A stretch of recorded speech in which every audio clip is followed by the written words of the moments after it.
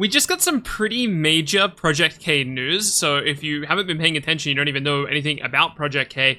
Project K is the brand new League of Legends card game. It's a physical card game, so it's not like Legends of Runeterra, but brand new League of Legends physical card game set to release in 2025, and I'm really excited about it. I've already done 2 videos on the subject, but I wanted to do a video now because we actually just got a pretty major update from Dave Guskin, the game director. One quick thing I want to say before I jump in is that I've been running a community Discord for Project K, where we talk about all the cool stuff that we know about the game, all the things we're looking forward to. So I really would appreciate it if you came join us and added to the conversation in the Project K community Discord, which I've left a link to in the description and at the top of the comments. So far, the biggest complaints I've seen about the League of Legends card game is, well, they're twofold. One is Legends of Runeterra players who, I mean this in the nicest way, are heartbroken about Legends of Runeterra, and they're venting a lot of that frustration in the direction of the League of Legends card game, which still doesn't have a title. Right now, it's just Project K. So obviously the Project K team can't do much about this at that point, right? They're currently working on Project K. Their focus is Project K right now. They can't like retroactively solve any Legends of Runeterra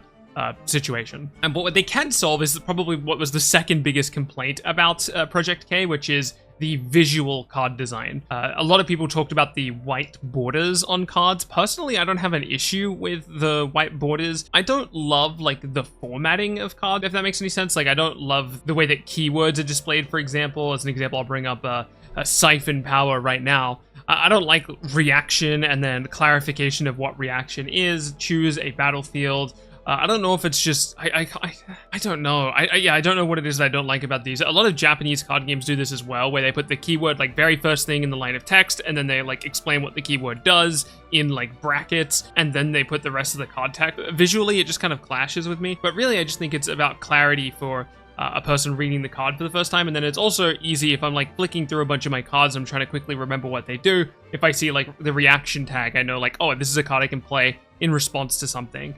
Without having to read the rest of the text. So I recognize it provides a bit of utility. I'm just not like a big fan of the way that it looks visually. And another thing I don't particularly like about the current card design is the transparent white background of the card text. Like the frame where the card text belongs, you'll see, in this case of Yasuo, you can see his artwork extends down to where his card text is, but where his card text is just kind of like this transparent white box. Yeah, I don't really love the look of that. I don't know, when you apply opacity, when you reduce the opacity of a white layer in Photoshop, it just kind of looks weird. I don't know how to describe it. But they've heard our complaints about these cards. Now, personally, this stuff wasn't like a deal breaker for me. I'm excited about the game. I intend to be playing a lot of the game. Personally, for me, it wasn't that deep, but I understood the sentiment. And apparently the development team did it as well, because Dave Guskin has gone ahead and made a tweet. Again, game director, design director at Riot Games R&D, and Riot Games R&D is a little bit outdated there. It should be Project K. Hey friends, we're seeing a lot of frustration at the card visual design in the Project K announcement video, and I wanted to let you all know that we hear you,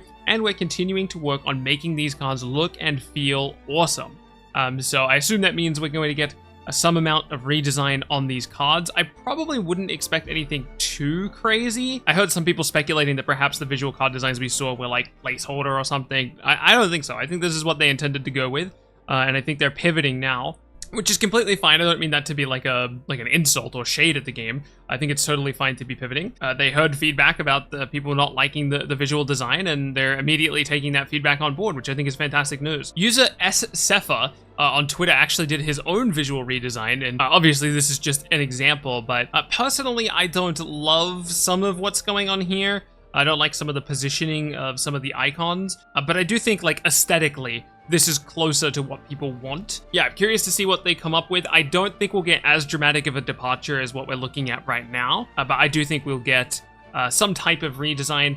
Curious to see what exactly they come up with. Just wanted to let you know, yes, we are indeed getting a visual redesign of cards. You can go check out SF's Twitter in the description to see their redesign that I use as an example in this video, and I'm probably going to end up using it in the thumbnail as well. Keep being awesome, and I'll catch you in the next one.